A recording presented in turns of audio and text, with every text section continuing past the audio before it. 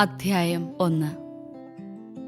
കർത്താവ് മോശയെ വിളിച്ച് സമാഗമ കൂടാരത്തിൽ നിന്ന് പറഞ്ഞു, ഇസ്രായേൽ ജനത്തോട് പറയുക, നിങ്ങളിൽ ആരെങ്കിലും കർത്താവിന് ബലിയർപ്പിക്കാൻ വരുമ്പോൾ കാലിക്കൂട്ടത്തിൽ നിന്നോ ആട്ടിൻകൂട്ടത്തിൽ നിന്നോ ബലിമൃഗത്തെ കൊണ്ടുവരണം. ദഹനബലിക്കുള്ള മൃഗം കാലിക്കൂട്ടത്തിൽ നിന്നാണെങ്കിൽ ഊനമറ്റ ഒരു കാളയെ സമർപ്പിക്കട്ടെ. കർത്താവിന് സ്വീകാര്യമാകാൻ അതിനെ സമാഗമ കൂടാരത്തിന്റെ വാതിൽക്കൽ സമർപ്പിക്കട്ടെ. അവൻ ബലിമൃഗത്തിന്റെ തലയിൽ കൈകൾ വെക്കണം. അത് അവന്റെ പാപങ്ങളുടെ പരിഹാരത്തിനായി സ്വീകരിക്കപ്പെടും. അവൻ കർത്താവിന്റെ മുൻപിൽ വെച്ച് കാളക്കുട്ടിയെ കൊല്ലണം. അഹറോന്റെ പുത്രന്മാരായ പുരോഹിതന്മാർ അതിന്റെ രക്തമെടുത്ത് സമാഗമ കൂടാരത്തിന്റെ വാതിൽക്കലുള്ള ബലിപീഠത്തിന് ചുറ്റും തളിക്കണം. അതിനുശേഷം ബലിമൃഗത്തെ തോലുരിഞ്ഞ് കഷണങ്ങളായി മുറിക്കണം.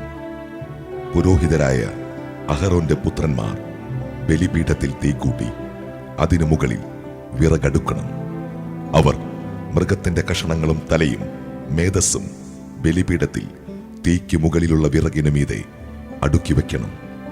എന്നാൽ അതിന്റെ അന്തർഭാഗങ്ങളും കാലുകളും വെള്ളത്തിൽ കഴുകണം. പുരോഹിതൻ എല്ലാം ദഹനബലിയായി കർത്താവിന് പ്രീതികരമായ സൗരഭ്യമായി ബലിപീഠത്തിലെ അഗ്നിയിൽ ദഹിപ്പിക്കണം. ദഹനബലിക്കായുള്ള കാഴ്ചമൃഗം ചെമ്മരിയാടോ കോലാടോ ആണെങ്കിൽ അത് ഊനമറ്റ മുട്ടാടായിരിക്കണം. ബലിപീഠത്തിന് വടക്കുവശത്ത് കർത്താവിന്റെ സന്നിധിയിൽ വെച്ച് അതിനെ കൊല്ലണം. അതിന്റെ രക്തം അഹറോന്റെ പുത്രന്മാരായ പുരോഹിതന്മാർ ബലിപീഠത്തിന് ചുറ്റും തളിക്കണം.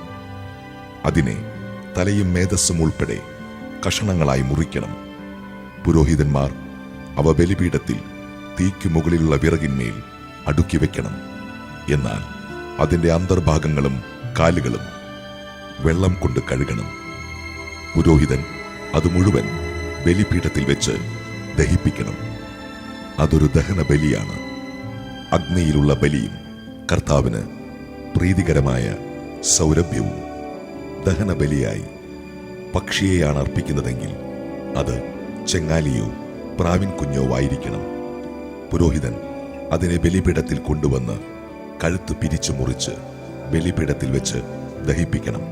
രക്തം ബലിപീഠത്തിന്റെ പാർശ്വത്തിൽ ഒഴുക്കിക്കളയണം. അതിന്റെ ആമാശയവും തൂവലുകളും ബലിപീഠത്തിന് കിഴക്കുവശത്ത് ചാരം ശേഖരിക്കുന്ന സ്ഥലത്തിടണം. അതിനെ ചിറകുകളിൽ പിടിച്ച് വലിച്ചു കീറണം. എന്നാൽ രണ്ടായി വേർപ്പെടുത്തരുത്. പുരോഹിതൻ അതിനെ ബലിപീഠത്തിൽ തീയുടെ മുകളിലുള്ള വിറകിനു മീതെ വെച്ച് ദഹിപ്പിക്കണം. അതൊരു ദഹന ബലിയാണ്. അഗ്നിയിലുള്ള ബലിയും കർത്താവിന് പ്രീതികരമായ സൗരഭ്യവും.